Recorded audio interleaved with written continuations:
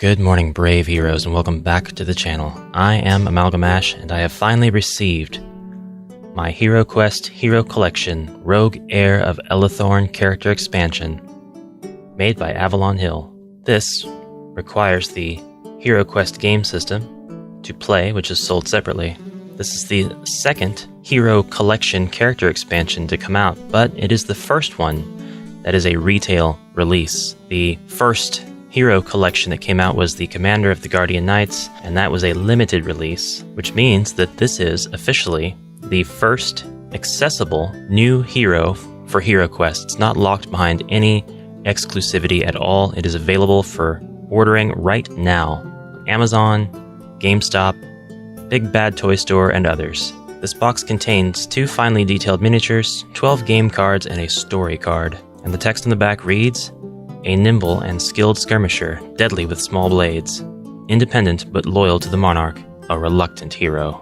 You would be able to proxy pretty much any hero you'd like, and use a stand-in for any heroes you aren't able to obtain, but it is, in my opinion, really great to see Avalon Hill releasing officially supported new heroes for HeroQuest. So, I would like to unbox this.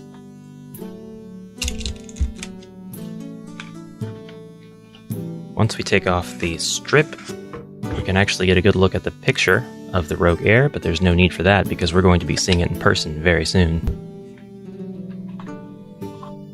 Just like with the Commander of the Guardian Knights, we've got a missive. This is from the Raven's Veil.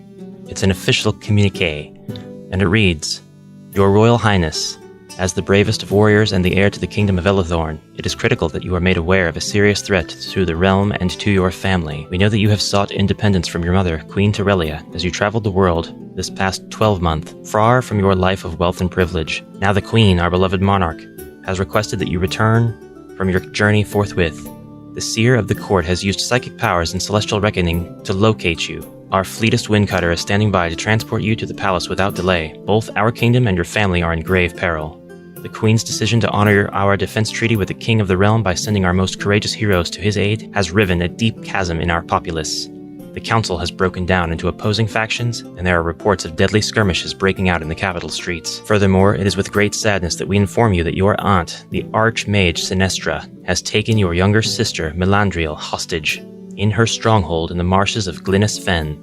While her motive is unknown at this time, we suspect that she will demand the Queen's abdication. Sinestra is likely influenced by powerful but still unidentified evil forces that must be crushed before their poisonous tentacles take hold. You may be of assistance to those heroes who step forward to lead a counterattack. Your kind regard in treating this matter with extreme secrecy and discretion is appreciated. May the strength and long life of the mighty oak be bestowed upon you."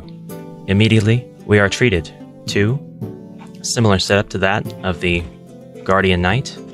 We have not one but 2 sets of cards, each one representative of the male or female presenting genders of this mini. And once again, I'm going to comment on the presentation being a 10 out of 10. This is a wonderfully presented product. Here's the card art for the female rogue, and by the way, the statistics, the mechanics, everything else about how the character is played is the exact same regardless of which version of the rogue you want to play in your game. They start with an attack die of 1, defense dice of 2, 5 body points, and 4 mind points. Their movement is 2 red dice, and their starting weapon is a dagger. Text on the back of the rogue card reads, "You are the rogue, a nimble skirmisher who is deadly with small blades, but you lack the ability to use metal armor and shields. Equipped with your trusty bandolier, you are always prepared for danger." This implies to me that the character is, by default, equipped with the bandolier, even though it's not explicitly in their starting equipment. And here are the skill cards. There are 3. The first is ambidextrous. Once per turn, when you attack with a short sword or dagger, you may make 1 additional attack with a dagger. Do not discard after use. That means you can use this ability ad infinitum per quest. The next is combat mobility. You may move unseen through spaces occupied by monsters. Do not discard after use. And finally, once per turn, and the third ability is opportunistic striker. Once per turn, you may throw 1 extra combat die when attacking a monster next to another hero. Do not discard after use. I would take this to mean next to the other heroes as orthogonal, in other words, adjacent, up, down, left, right, and not any of the diagonal squares, but this could be up to interpretation unless someone official comes forward with how that should be interpreted.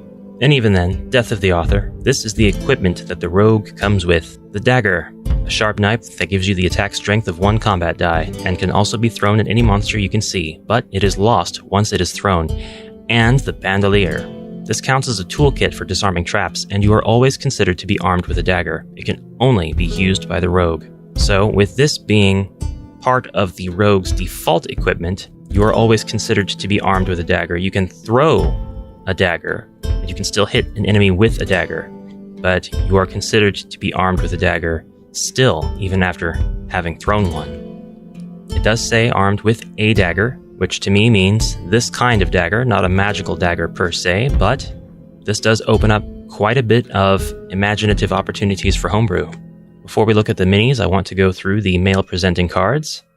Once again, fantastic art with this character expansion. One thing I really love about contemporary HeroQuest is it does pay homage properly, I feel, to the classic artworks. They do a really great job with their fantasy art. Again, all of the flavor text and the descriptions of everything, how they work, all of the mechanics are the exact same, whether you choose the male or female version of the rogue. With all of that out of the way, it's time to pull out the minis. The minis are individually wrapped, and we get a beautiful box, sort of like a shadow box to display them in if we so choose. I love the artwork of the docks and the open sea in the background. To me, this really conveys the feeling that the rogue was truly either a part of this port city where they journeyed across the high seas, or this is where they ended up when they received word of their sister Melandriel. Alright, I believe the female might be in this one, and I don't want to harm the sticker on the packaging, so I'm going to open this destructively to the packaging, but not the sticker. Yes, the female rogue. Her detail is great. You can see the multiple daggers she has equipped on her bandolier, as well as the dagger that is poised in one of her hands as she holds it by its blade edge. I did think that these minis were supposed to be illustrated with daggers in both hands, but now I realize that she's actually armed with a short sword and not a second dagger as far as the mini is concerned. This does make sense to me because if you are utilizing the abilities of this rogue, it would be ideal for you to have a short sword in your possession. I really like the coat and the hair and the elf ears, and it may bear repeating here that this is an elf character, but it is not the elf, which means that the elf class is considered to be separate. Some of you will comment how class is not a term used in HeroQuest, and yet it is a mechanic used in HeroQuest, even if it is not termed as such.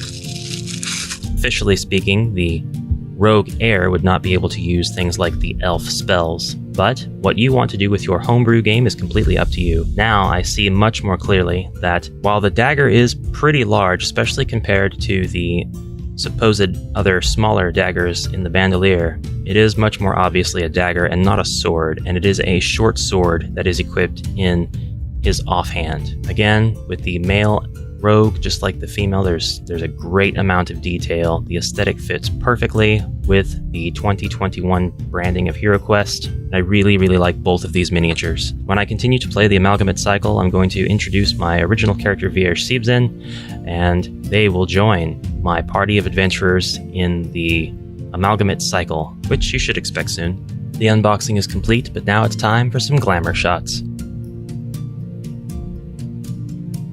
I present to you the Rogue Heir of Elethorn, the most accessible hero in all of HeroQuest. And now I present to you the most accessible party in HeroQuest. And here are all the Hero Collection heroes. And now all of the new heroes introduced by Avalon Hill since the re-release of HeroQuest. And finally, a shot of all of the current forces that stand against the dreadful Zargon.